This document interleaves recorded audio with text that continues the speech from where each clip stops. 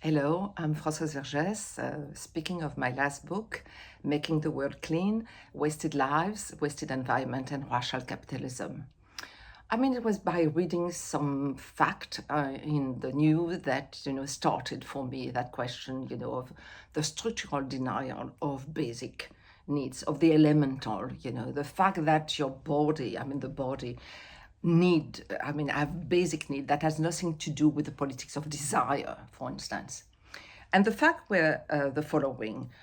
After the flood in Pakistan, out of 1 million victims, there were, of course, hundreds of thousands of pregnant women or, girls and women needing sanitary pads and privacy. And this was not really spontaneously provided.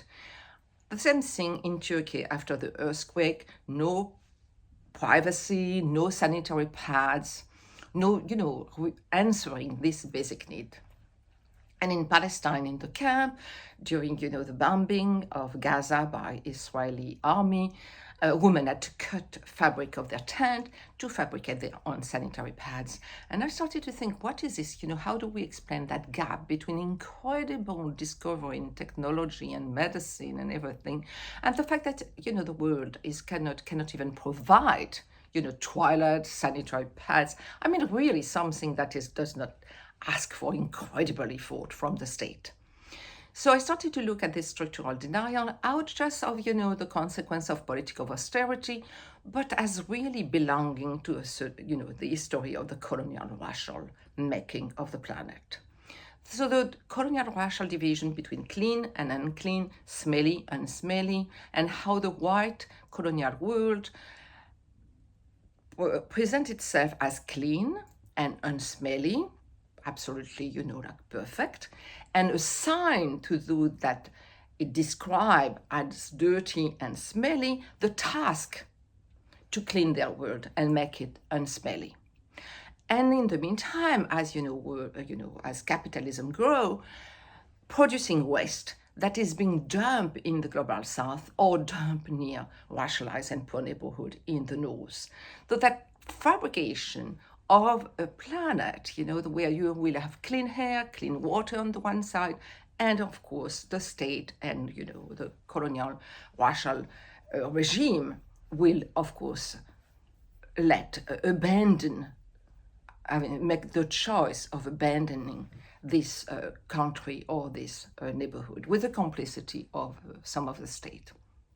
So I look at water, of course, as water as a weapon of war, but also a privatization of water, as water, being privatized by big corporation or by the white bourgeois world and depriving water to racialize community or in, country of the global south. So, and this, again, this construction of, community who clean themselves, hygienic, and those who don't. And the question really is, how can we think about an anti-racist, decolonial, anti-capitalist, feminist politics of cleanliness? Can cleanliness be taken out of that historical structural, structure and being effectively reappropriated as something that is needed, caring about the babies, the elderly, the wounded, the world around, the planet, the environment, and refusing this wasting of the planet and inventing how we'll take care. And of course, it started, from this, my interest in the fact that we need to look at who is cleaning the world, the fact that even to have a radical feminist meeting or, a leftist, meeting or show, women of color will have cleaned that place in the morning or late at night.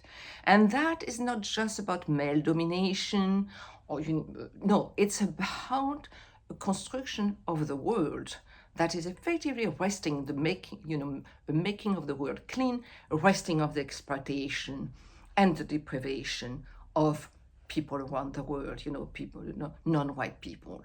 And so making the world clean from a position, an anti-racist, anti-capitalist, decolonial feminist position. So this is a book and I hope you will enjoy reading it.